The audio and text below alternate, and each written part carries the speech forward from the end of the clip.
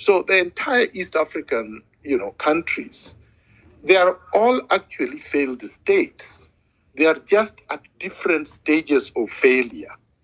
And we need to get out of this delusional pretense that things are okay in Kenya, or at least that they are better than in Uganda. They are not.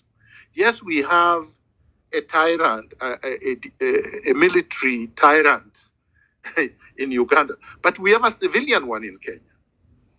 Because people die, in dungeons that are not known in Kenya. Besigye is detained in Luzera, in a prison. Ruto is detaining people where we don't know. And their bodies are found on the streets, after the fact. They don't die in prison. We don't even know where they were detained. When we had apartheid system in South Africa, the global campaign to end apartheid was structured in such a way that the image that was being used to galvanize the support was that of Nelson Mandela.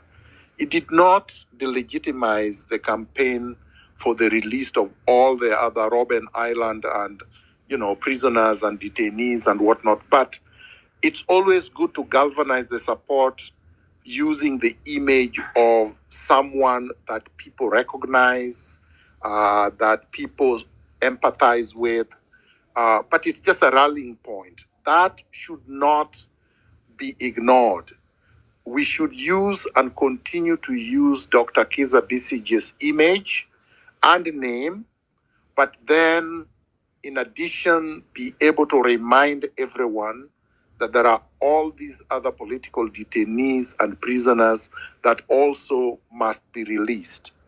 I wanted to say a second thing that ties in with this, in the sense that in as much as we have seen Ugandans rallying and calling upon the Ugandan authorities to release Dr. Kizza Besigye, I think there is this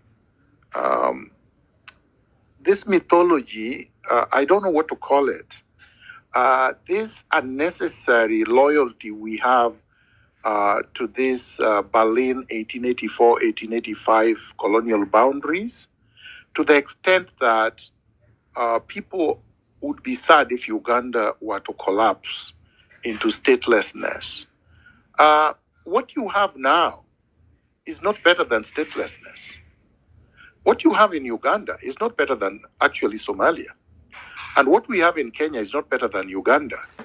I have seen many people make this comparison as if in Kenya we have some kind of a perfect state or a functioning state.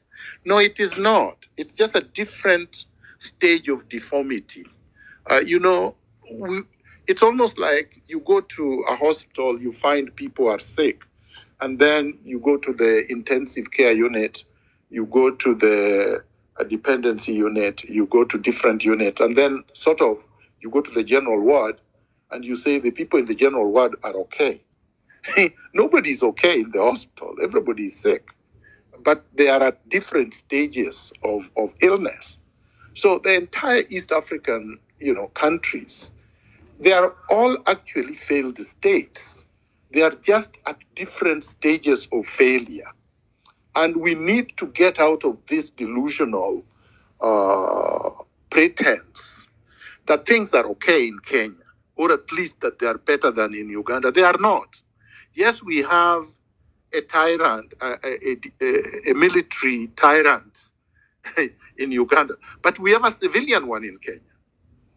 Because people die, in dungeons that are not known in Kenya. Besigye is detained in Luzera, in a prison. Ruto is detaining people where we don't know. And their bodies are found on the streets, after the fact. They don't die in prison. We don't even know where they were detained.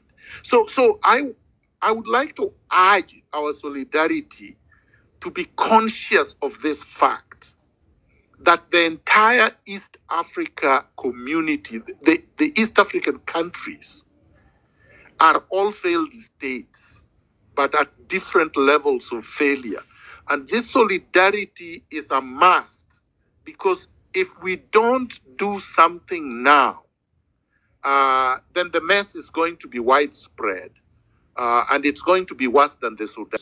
I always follow everyone who is struggling around the world, not just in Uganda. I follow Nigerians, and recently we had a situation where Dele, a Nigerian advocate and writer, was also imprisoned and treated like a criminal, when all he had done was write a book. So this struggle is a global struggle. I think I want to emphasize that. I also want to emphasize and disabuse this notion that things have always been good and glorious in Kenya, and that Kenya stands out as some kind of example, and that only Ruto recently has been coping tyrants. Not true, because yours truly was not just kidnapped in Kenya, detained illegally, but also removed from Kenya, his country of birth, to another country, and his passport taken. And also, the second time, abducted and removed while unconscious after being sedated. So these barbarisms are not alien to Kenya. I want to emphasize that, because I think it is wrong for us to gloss over atrocities happening in Kenya and in Uganda and all over the countries, in East Africa and around Africa. I also want us to have a historical context. Let us not forget the historical context. I want to say that it is also wrong to say Ugandans have not fought for their freedom. That's wrong. We should not gloss over struggles and sufferings that Ugandans have gone through. I was mainly taught by Ugandan exiles in Kenya in high school when I did my A-levels. All my teachers were Ugandans who had run away from the Idi Amin regime, and some of them had run away from the Obote regime. And I know a lot of Ugandans have run away from Museveni regime. And unlike Kenya, actually, Ugandans have had armed struggle. Museveni has mopped into this tyrant when there was a period when he actually went to the forest with Kizza Besigye and even Winnie, his wife. So Ugandans have done some things that Kenyans have not actually done. In Kenya, other than the Mau Mau experience, we've not actually had an armed struggle in Kenya. During the flag independence, after the British left, not left, but left in quotes, because Kenya is still very much a colonial experiment of the Western imperialists. So I would want us to contextualize our struggle in a way that is conscious politically, so that when we eventually get rid of the tyrants that are brutalizing us, we don't do the same thing. We don't repeat the same mistake, as it were. Because it would make no sense to get rid of Museveni and even get rid of Muhuzi, but get somebody like Mwenda or somebody else, even far worse than him. Because our struggle was not ideologically based, was not based on any philosophical grounding. So I call upon all Kenyans who are listening and all Ugandans who will be in Kenya and around East Africa tomorrow to join the protests and raise your voice.